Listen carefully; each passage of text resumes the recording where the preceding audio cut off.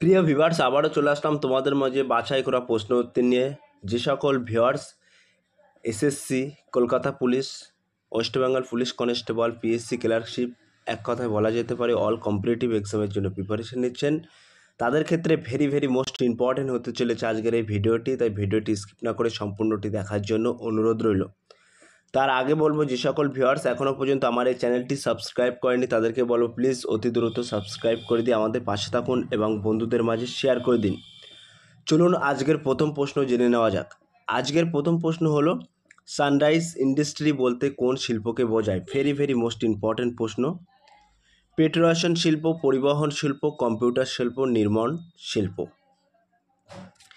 এক নম্বর প্রশ্নের ক্ষেত্রে কিন্তু একেবারে সঠিক উত্তর হয়ে যাবে option A is the right answer, petroleum শিল্প। তাহলে সানরাইজ ইন্ডাস্ট্রি বলতে কোন শিল্পকে বোঝায়? মনে রাখবেন পেট্রোলিয়াম শিল্প। 2 নম্বর প্রশ্ন, দেবপ্রয়াগ কোন নদীর সঙ্গমস্থল? দেবপ্রয়াগ কোন নদীর সঙ্গমস্থল? আলকানন্দা ভাগীরথী, কেলেখাই কেশাই, আলকানন্দা মান্দিকিনি, কেলেখাই কংসবতী। 2 নম্বর প্রশ্নের ক্ষেত্রে কিন্তু একেবারে সঠিক উত্তর হয়ে যাবে option A is the right answer, Alaknanda Bhagirathi. তাহলে দেবপ্রয়াগ কোন নদীর সঙ্গম স্থল? মনে রাখবেন আলকানন্দা ভাগীরথী। 3 নম্বর প্রশ্ন, সংবিধান হলো দেশের সর্বোচ্চ আইন, এটি কে রক্ষা করেন? ভেরি মোস্ট ইম্পর্টেন্ট প্রশ্ন। ক্যাবিনেট, গণপরিষদ, সুপ্রিম কোর্ট, সংসদ। 3 নম্বর প্রশ্নের ক্ষেত্রে কিন্তু একেবারে সঠিক উত্তর হয়ে যাবে option C is the right answer, supreme court. তাহলে সংবিধান হলো দেশের সর্বোচ্চ আইন, এটি কে রক্ষা করেন? এটি কিন্তু সুপ্রিম কোর্ট রক্ষা করেন। ভেরি মোস্ট ইম্পর্টেন্ট প্রশ্ন। 4 নম্বর প্রশ্ন, নিম্নের কোন নৃত্যের নড়াচড়ার বৈশিষ্ট্য হলো পা বাঁকা করে তাল দেওয়া? মণিপুরি, কুথুক, কথাকলি, ভারতনাট্যম। প্রশ্নটা কিন্তু একটু ঘুরিয়ে দিয়েছে। তো 4 নম্বর প্রশ্নের কিন্তু সঠিক উত্তর হয়ে যাবে option D is the right answer, Bharatanatyam. তাহলে কোন নৃত্যের নড়াচড়া বৈশিষ্ট্য হলো পা বাঁকা করে তাল দেওয়া? মনে রাখবেন ভারতনাট্যম। প্রশ্নটা কিন্তু একটু ঘুরিয়ে দিয়েছে। 5 নম্বর প্রশ্ন, কোন গ্রহটি আয়তনে প্রায় পৃথিবীর মতো? ভেরি মোস্ট ইম্পর্টেন্ট প্রশ্ন। শুক্র, বুধ, শনি, মঙ্গল। 5 নম্বর প্রশ্নের ক্ষেত্রে কিন্তু একেবারে সঠিক উত্তর হয়ে যাবে option A is the right answer, শুক্র। তাহলে কোন গ্রহটি আয়তনে প্রায় পৃথিবীর মতো? মনে রাখবেন শুক্র। 6 নম্বর প্রশ্ন, পৃথ্বীরাজ চৌহান ও মোহাম্মদ ঘুরির মধ্যে কোন যুদ্ধ হয়? ভেরি মোস্ট ইম্পর্টেন্ট প্রশ্ন। তালিকোটা, চৌসা, চান্দেরি, তরাইন। 6 নম্বর প্রশ্নের ক্ষেত্রে কিন্তু একেবারে সঠিক উত্তর হয়ে যাবে option D is the right answer, Tarain. তাহলে পৃথ্বীরাজ চৌহান ও মোহাম্মদ ঘুরির মধ্যে কোন যুদ্ধ হয়েছিল? মনে রাখবেন তরাইন যুদ্ধ হয়েছিল।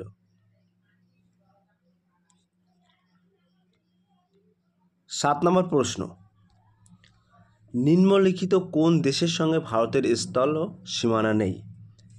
নেপাল, শ্রীলঙ্কা, পাকিস্তান, ভুটান। 7 নম্বর প্রশ্নের ক্ষেত্রে কিন্তু একেবারে সঠিক উত্তর হয়ে যাবে option B is the right answer, Sri Lanka.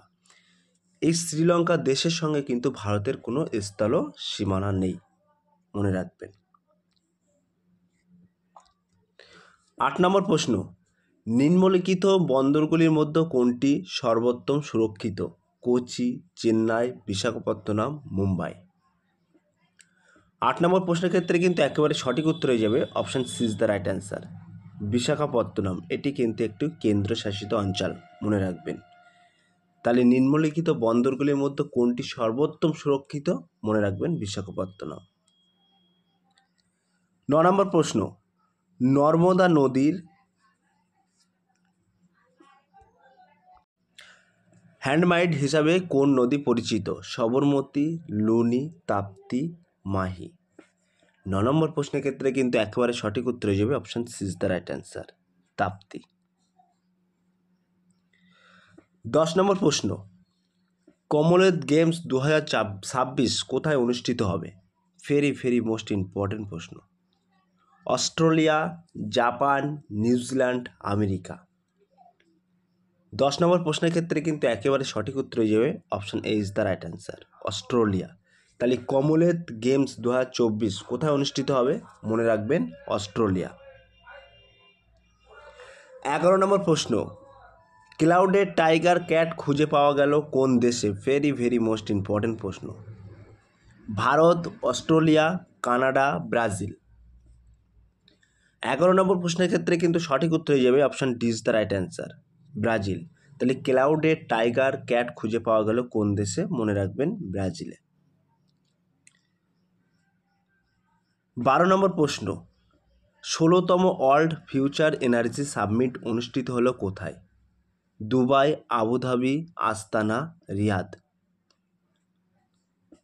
12 নম্বর প্রশ্নের ক্ষেত্রে কিন্তু একেবারে সঠিক উত্তর হয়ে যাবে option B is the right answer, Abu Dhabi.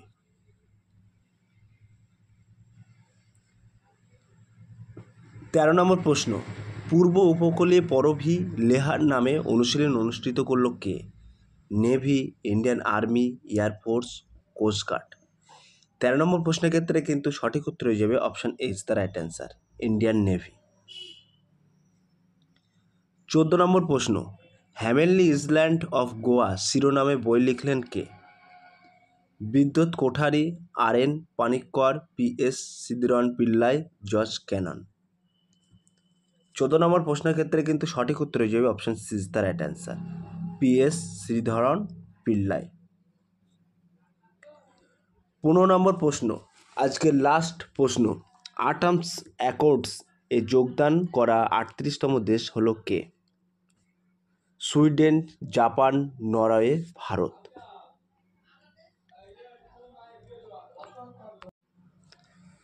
এই প্রশ্নটি তোমাদের জন্য হোমওয়ার্ক থাকলো, তোমরা সঠিক উত্তরটি বেছে নিয়ে কমেন্ট সেকশন মাধ্যমে কমেন্ট করে জানিয়ে দিও।